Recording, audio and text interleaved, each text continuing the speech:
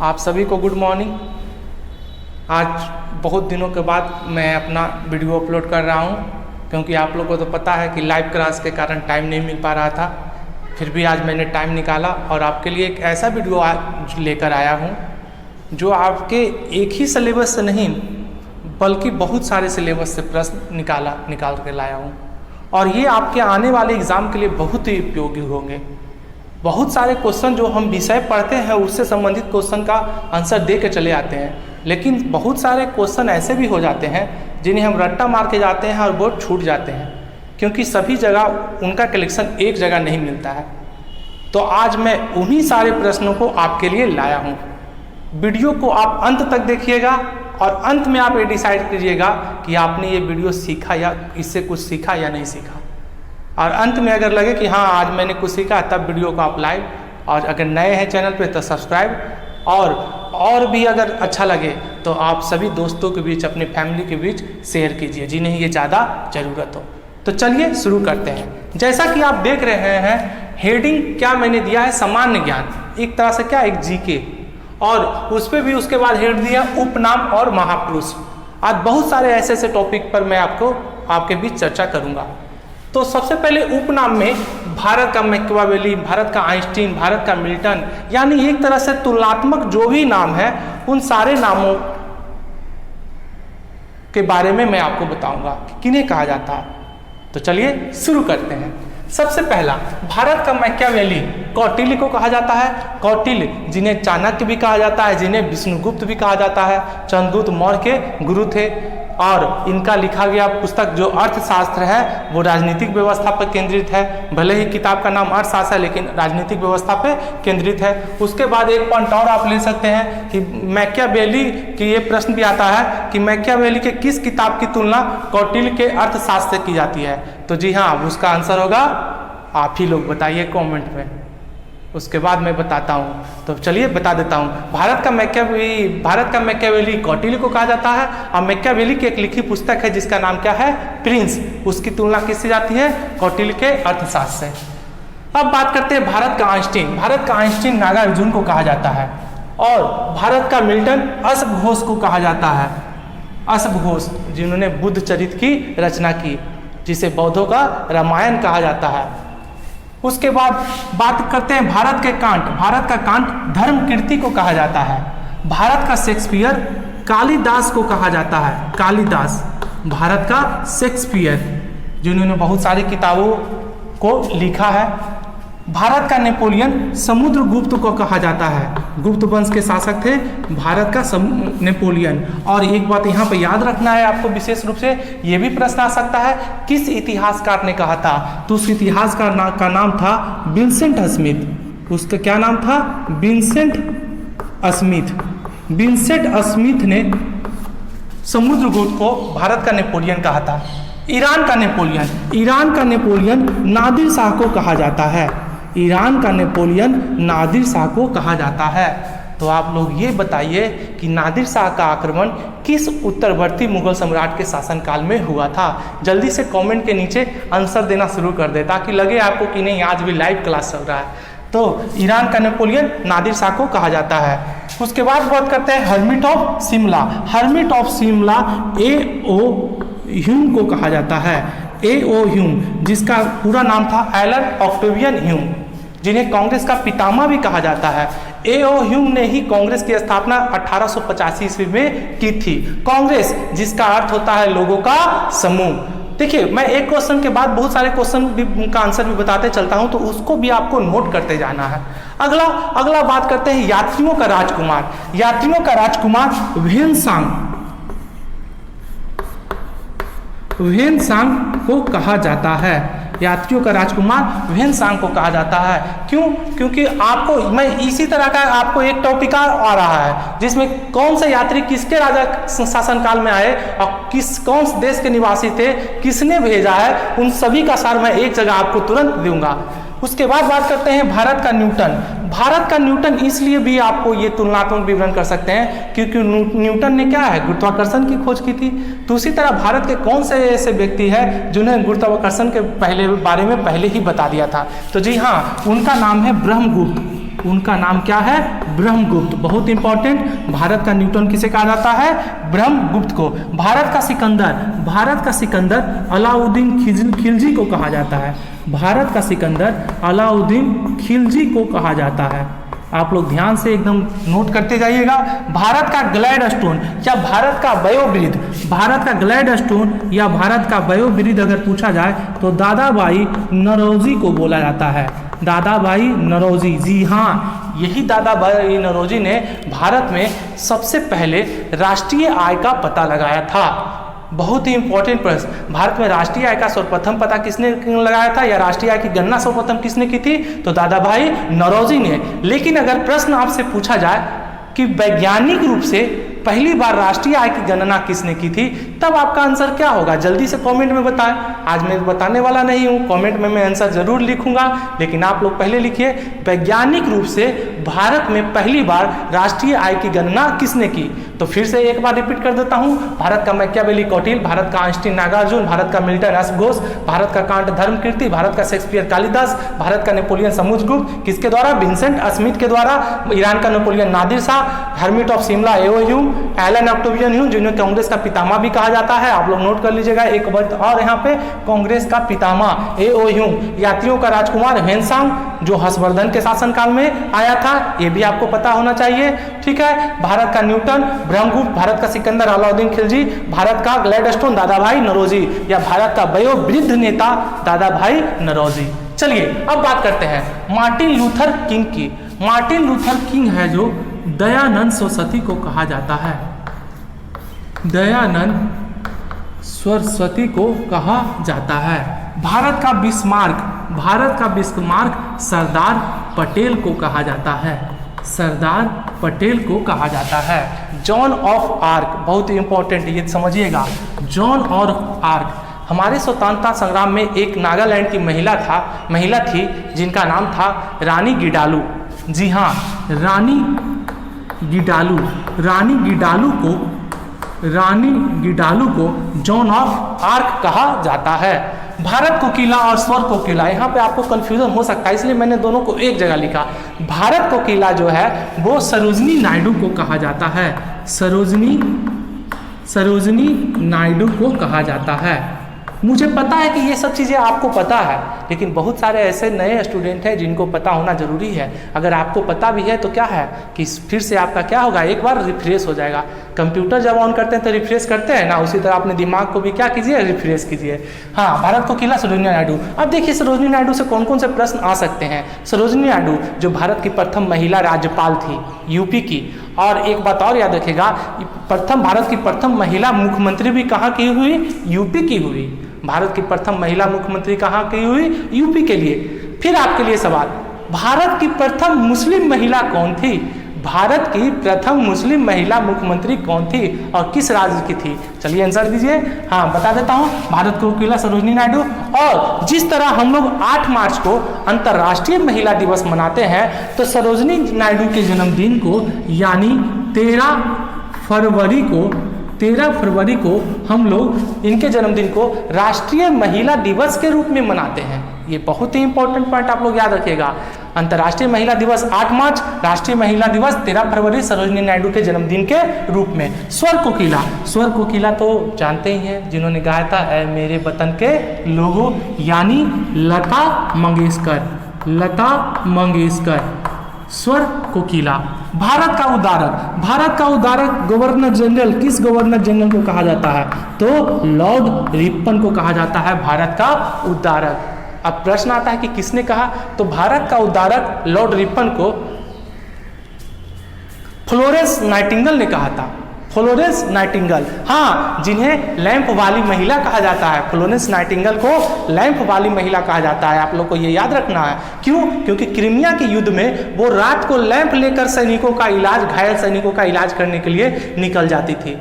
और उन्हीं के जन्मदिन को हम लोग क्या है, नर्स दिवस के भी रूप में मनाते हैं। करंट अफेयर्स में मैंने पढ़ाया भी था, तो फिर बताइए आप लोग कमेंट के नीचे लिखिए नर्स दिवस किस दिन मनाते हैं। तो यहाँ पर याद रखना है, भारत का उदारक लॉर्ड रिपन, किसके द्वारा? फ्लोरेंस नाइटिंगेल के द्वारा। फ्लोरेंस नाइटिंगेल को क्या कहा जाता है? लैंप वाली महिला। चलिए भारतीय पुरातत्व का जनक, भारतीय पुरातत्व का जनक कनिंघम को कहा जाता है, लेकिन उनका पूरा नाम अगर बोला जाए तो सर अलेक्जेंडर कनिंघम। देखिए जगह कमी होने के कारण अगर मैं छोटा लिखता हूं तो आप लोग सुन के उसे क्या कीजिएगा, लिख लीजिएगा। क्या नाम था? Sir Alexander Cunningham. Sir Alexander Cunningham को भारतीय पुरातत्व का जनक कहा जाता है। बहुत ही इंपॉर्टेंट, शायद आपको कहीं किताब में ना मिले लेकिन यहाँ पे मिल रहा है। अब बात कर लेते हैं महाराष्ट्र के सुकरात की। महाराष्ट्र का सुकरात किन्हें कहा जाता है? तो जी हाँ, महाराष्ट्र का सुकरात गोपाल कृष्ण गोखले को कहा जाता है। मैं सिर्फ गोखले लिख देता हूँ, आप लोग समझ जाइएगा। गोपाल कृष्ण गोखले, यही गोपाल कृष्ण गोखले जिन्हें महात्मा गांधी का राजनीतिक गुरु भी कहा जाता है। बहुत इंपॉर्टेंट ये प्रश्न आप याद रखिएगा कि महात्मा गांधी का राजनीतिक गुरु किन्हें कहा जाता है? गोपाल कृष्ण गोखले। और सबसे बड़ा पॉइंट, गोपाल कृष्ण गोखले ने ही सर्वेंट्स सोसाइटी ऑफ इंडिया की स्थापना की। ठीक है, सर्वेंट्स ऑफ इंडिया सोसाइटी की स्थापना की थी। कब की थी? 1905 ईस्वी में। 1905 ईस्वी में इन्होंने सर्वेंट्स ठीक है ऑफ इंडिया सोसाइटी की स्थापना की। और आपको तो पता है कि महात्मा गांधी का राजनीतिक गुरु किसे कहा जाता है? गोपाल कृष्ण गोखले। अब चलिए बात कर लेते हैं ये, जब मैंने उत्तरवर्ती मुगल सम्राट पढ़ाया था तो मैंने आपको इन चारों के बारे में भी पढ़ाया था, लेकिन फिर से मैं रिपीट कर देता हूँ क्योंकि एग्जाम में आपको ये प्रश्न आने ही आने हैं जो बहुत ही क्या है, इंपॉर्टेंट है। पहला प्रश्न क्या है? साहिब ए खबर। तो साहिब ए खबर किसे कहा जाता है? साहिब ए खबर जो है वो बहादुर शाह प्रथम को कहा जाता है। बहादुर शाह प्रथम। जैसे ही औरंगजेब की मृत्यु होती है 1707 में, तो उसके बाद के जितने भी शासक हैं मुगल काल के, वो सब उत्तरवर्ती मुगल सम्राट के अंतर्गत पढ़े जाते हैं। उन्हीं उत्तरवर्ती मुगल सम्राटों में बहुत सारे सम्राटों का उपनाम दिया गया था जिन्हें हम लोग आज समझते हैं। साहिब ए खबर बहादुर शाह प्रथम। लंपट मूर्ख तब बोला जाता है जहांदर शाह। जहांदर शाह। लंपट मूर्ख किसे कहा जाता है? जहांदर शाह कहा जाता है, जिनका एक लाल कुमारी नृत्यांगना के साथ क्या था, संबंध था, चर्चित थे। घृणित कायर बोला जाता है फर्रुखसियर को। घृणित कायर किसे बोला जाता है? फर्रुखसियर, जिन्होंने अंग्रेजों को 1717 का फरमान देकर क्या है, व्यापारिक रूप से अंग्रेजों को स्थापित कर दिया था। फर्रुखसियर विशेष पढ़ना है तो मैंने उत्तरवर्ती मुगल सम्राट का वीडियो बना चुका हूँ, आप लोग जाके मैं लिंक दे दूंगा, आप लोग उसे पढ़ देख लीजिएगा जिन्होंने नहीं देखा है। रंगीला बादशाह किसे कहा जाता है? मोहम्मद शाह को रंगीला बादशाह कहा जाता है। और एक बात जो मैंने प्रश्न अभी आपसे पूछा था कि बताइए ईरान का नेपोलियन किसे कहते हैं? नादिर शाह। तो नादिर शाह का आक्रमण जो है मोहम्मद शाह के शासनकाल में ही हुआ था। अब देखिए आपका प्रश्न का आंसर भी यहीं पे मिल गया। नादिर शाह का आक्रमण रंगीला बादशाह यानी मोहम्मद शाह के शासनकाल में हुआ था। जफर जो है, जफर बहादुर शाह द्वितीय को जफर कहा जाता है। जफर बहादुर शाह द्वितीय को क्या कहा जाता है? जफर कहा जाता है। क्यों? क्योंकि ये शायरी लिखते थे। शायरी लिखने का इनको क्या था? शौक था, इसलिए इन्हें क्या है, आपको जफर कहा गया। लेकिन एक बात आपको यहाँ पे याद रखना है कि जो साहिब बेखबर है, साहिब बेखबर बहादुर शाह प्रथम को गफी खां द्वारा कहा गया था। इधर कदा कभी एग्जाम में आपको पूछ सकता है कि यह उपाधि किसके द्वारा दी गई थी? गफी खां द्वारा। जैसे मैंने बताया भारत का नेपोलियन समुद्रगुप्त किसने कहा? ठीक है, सॉरी, किस इतिहासकार ने समुद्रगुप्त को भारत का नेपोलियन कहा? विंसेंट स्मिथ ने। तो गफी खां ने बहादुर शाह प्रथम को साहिब बेखबर कहा, यानी जिसका कोई खबर नहीं हो, बेखबर। चलिए आगे बात करते हैं। आधुनिक बंगला गद्य के जनक, भारतीय पुनर्जागरण का पिता, युगदूत, राजा जी, देश का पथ प्रदर्शक, यानी इतना जो 5 आपका ये समझिएगा, ये जो 5 हैं आपका 5 एक ही व्यक्ति का नाम है और उस व्यक्ति का नाम क्या है? राजा राम मोहन राय। राजा राम मोहन राय, जी हाँ, आपने बिल्कुल सही सुना। तो आधुनिक बंगला गद्य का जनक राजा राम मोहन राय, भारतीय पुनर्जागरण का पिता राजा राम मोहन राय। क्यों? क्योंकि पुनर्जागरण में अभी मैं जस्ट लॉर्ड विलियम बेंटिक खत्म किया हूँ, जिसमें मैंने बताया था कि 1829 में लॉर्ड विलियम बेंटिक की मदद से इन्होंने सती प्रथा पर क्या है भारत में रोक लगाने में लॉर्ड विलियम बेंटिक की मदद की थी। तो भारतीय पुनर्जागरण का पिता। युगदूत जो है, ये जो उपाधि है युगदूत की, वे सुभाष चंद्र बोस द्वारा दिया गया था राजा राम मोहन राय को। युगदूत। राजा जी इसलिए भी कहा जाता है कि जब अकबर द्वितीय का पेंशन बंद हो गया था तो अकबर द्वितीय ने राजा राम मोहन राय को इंग्लैंड भेजा था अपने पेंशन के लिए, लेकिन वहीं इंग्लैंड में इनकी मृत्यु भी हो जाती है और वहीं इंग्लैंड में इनकी समाधि भी है, जो उस जगह का नाम है ब्रिस्टल। ये बहुत ही इंपॉर्टेंट प्रश्न है जो आपको एग्जाम में पूछता है। राजा राम मोहन राय की समाधि कहाँ है? तो इंग्लैंड के ब्रिस्टल में है। ठीक है।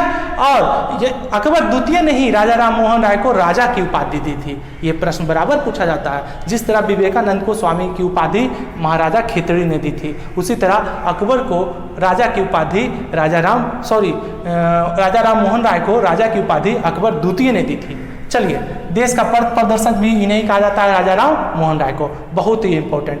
अब बात करते हैं राजा राम मोहन राय में। एक दो पॉइंट और समझिएगा कि राजा राम मोहन राय ने ही ब्रह्म समाज की स्थापना की थी। राजा राम मोहन राय ने ब्रह्म समाज की स्थापना की थी। चलिए, अब बात कर लेते हैं दक्षिणेश्वर संत, नव हिंदू जागरण का संस्थापक, आधुनिक राष्ट्रीय आंदोलन का आध्यात्मिक पिता। तो ये जो आपको ये 1 2 3 4, ठीक है, ये 4 जो है ये बोला जाता है स्वामी विवेकानंद को। स्वामी विवेकानंद को, ठीक है, दक्षिणेश्वर संत, नव हिंदू जागरण का संस्थापक, आधुनिक राष्ट्रीय आंदोलन का आध्यात्मिक पिता कहा जाता है। और यहाँ पर ये याद रखिएगा, आधुनिक राष्ट्रीय आंदोलन का आध्यात्मिक पिता जो कहा गया था वो एस.सी. बोस द्वारा कहा गया था। एस.सी. बोस ने स्वामी विवेकानंद को आधुनिक राष्ट्रीय आंदोलन का आध्यात्मिक पिता कहा है। अब यहाँ से एक प्रश्न आता है स्वामी विवेकानंद से कि उनके बचपन का नाम क्या था, तो उसे मैं भी एक अलग वीडियो बना के बताता हूँ। अब बात कर लेते हैं भारतीय शांति का जनक, भारतीय असंतोष का जनक। तो यहाँ पे आपको बहुत ये समझना है कि ये दोनों जो कथन है वैलेंटाइन सिरोल द्वारा कहा गया था। अब भारतीय शांति का जनक किसे कहा गया था? तो भारतीय शांति का जनक बाल गंगाधर तिलक को कहा गया था। बाल गंगाधर तिलक को कहा गया था। जबकि भारतीय असंतोष का जनक अरविंदो घोष को कहा गया था। अरविंद घोष को कहा गया था। अरविंद घोष। और ये दोनों जो बातें हैं वो किसने कही थी? तो वो किसने कही थी? वैलेंटाइन सिरोल ने कही थी। वैलेंटाइन सिरोल ने तिलक को भारतीय शांति का जनक, अरविंद घोष को भारतीय संतोष का जनक कहा था। साथ ही साथ आर्य समाज को भी उन्होंने भारतीय शांति का जनक कहा था। अगर संस्था का नाम अगर ऑप्शन में दे दे तो संस्था में अगर आर्य समाज दे तो आर्य समाज को भी उन्होंने क्या कहा था? भारतीय शांति का जनक कहा था। चलिए, अब बात कर लेते हैं शेरे पंजाब और पंजाब केसरी। शेरे पंजाब जो है, शेरे पंजाब या पंजाब केसरी लाला लाजपत राय को कहा जाता है। लाला लाजपत राय को कहा जाता है। ठीक है, लाला लाजपत राय जो प्रसिद्ध थे, लाल बाल पाल, लाल लाला लाजपत राय, बाल बिपिन चंद्र पाल, और पाल आपको कौन होंगे? बिपिन चंद्र पाल। लाल बाल कौन होंगे? बाल गंगाधर तिलक। राष्ट्रपिता और महात्मा जो आए दिन आपके एग्जाम में पूछे जाते हैं, राष्ट्रपिता और महात्मा, तो आपको तो ये पता ही है, राष्ट्रपिता भी महात्मा गांधी को और महात्मा भी महात्मा गांधी को। लेकिन प्रश्न किसने कहा? सबसे ज़्यादा प्रश्न ये पूछे जाते हैं। तो राष्ट्रपिता जो है, राष्ट्रपिता महात्मा गांधी को की उपाधि जो है वो एस.सी. बोस ने दी थी, सुभाष चंद्र बोस ने दी थी। ये आपको याद रखना है कि 4 जून 1944 को जब सुभाष चंद्र बोस ने सिंगापुर से रेडियो प्रसारण किया था, तब उन्होंने महात्मा गांधी को भारत का राष्ट्रपिता कहा था। ये भी प्रश्न पूछा जाता है कि कब कहकर संबोधित किया, तो कब कहा? 1944 जब सिंगापुर में उन्होंने रेडियो का प्रसारण किया था, सिंगापुर से रेडियो का प्रसारण किया था। महात्मा भी आपको कहा जाता है किसको? महात्मा गांधी को। ये उपाधि रविंद्रनाथ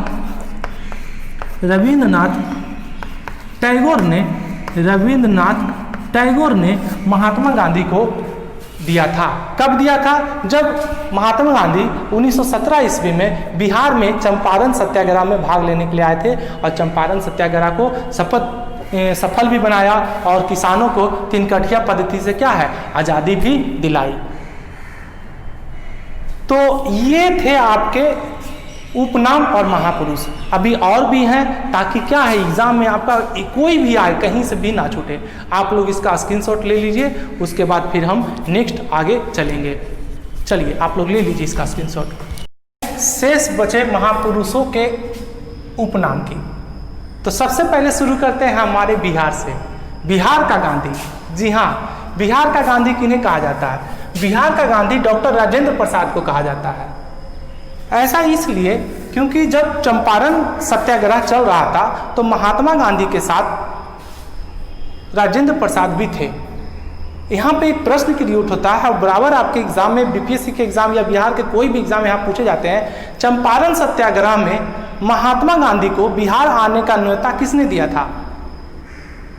चंपारण सत्याग्रह में महात्मा गांधी को बिहार आने का न्योता किसने दिया था?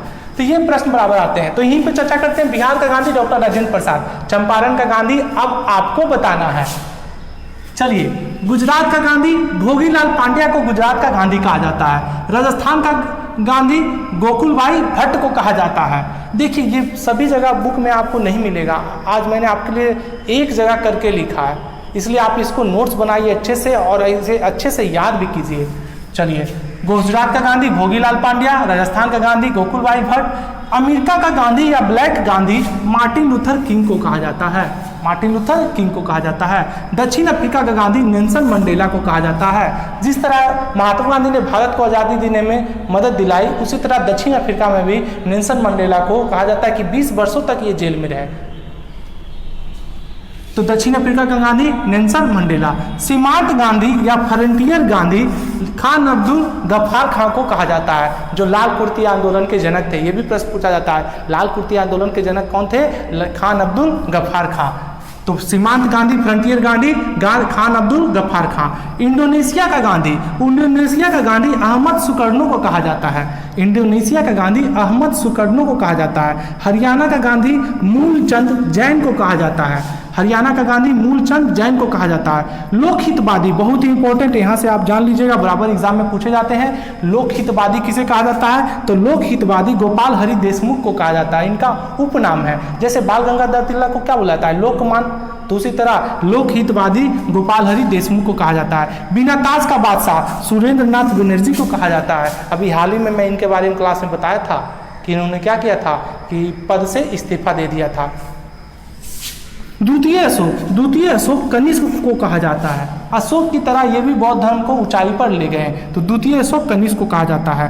बुद्ध सिकन या मूर्ति भंजक मोहम्मद गजनवी को कहा जाता है। बुद्ध सिकन का मतलब ये होता है क्या? मूर्ति तोड़ने वाला। और आपको तो पता ही है कि यहाँ पे जब भी गजनवी आता था तो हिंदुओं के मंदिर और मूर्तियों को खूब तोड़ता था। कुल कितनी बार मोहम्मद गजनवी ने भारत पर आक्रमण किए थे? 17 बार या 27 बार? जल्दी से आप लोग कमेंट करके लिखिए। अब बात कर लेते हैं देशबंधु। देखिए यहाँ से जो ये 3 हैं बराबर एग्जाम में आते हैं, अब बहुत ही कंफ्यूजन है इसमें, इसलिए तीनों को आप एक जगह देख के एक जगह याद कीजिए। फिर से देशबंधु CR दास यानी चित्तरंजन दास, दीनबंधु CF एंड्रूज, और बंगबंधु पूछा जाए तो शेख मुजीबुर रहमान। ये बांग्लादेश के प्रथम राष्ट्रपति थे। शेख मुजीबुर रहमान बांग्लादेश से हैं, जो वहाँ के प्रथम राष्ट्रपति बने थे। तो फिर से देशबंधु चित्तरंजन दास, दीनबंधु CF एंड्रूज, बंगबंधु शेख मुजीबुर रहमान, जो कहाँ से हैं? बांग्लादेश से है। अब बात कर लेते हैं 2 कायदे आजम और शहीद आजम, जो बराबर कंफ्यूजन, तो यहाँ से दूर कीजिए। कायदे आजम पूछा जाए तो मोहम्मद अली जिन्ना, कायदे आजम, और शहीद आजम तो हमारा शेर शहीद भगत सिंह को शहीद आजम कहा जाता है। कायदे आजम मोहम्मद अली जिन्ना, शहीद आजम भगत सिंह, ठीक है। लोकनायक JP यानी जयप्रकाश नारायण को कहा जाता है लोकनायक, जबकि जननायक कर्पूरी ठाकुर का। ये भी देखिए समानता है, थोड़ा सा कंफ्यूजन हो जाता है, इसलिए आप इसे ध्यान से कीजिएगा। लोकनायक जयप्रकाश नारायण, जननायक कर्पूरी ठाकुर। भारत का आजाद शत्रु डॉक्टर राजेंद्र प्रसाद को कहा जाता है।